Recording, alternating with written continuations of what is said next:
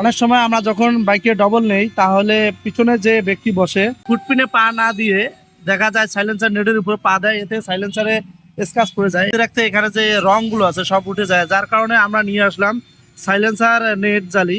এটা খুব উন্নত মানের এবং খুব হার্ড এসএস পাইপের দেখতে পাচ্ছেন।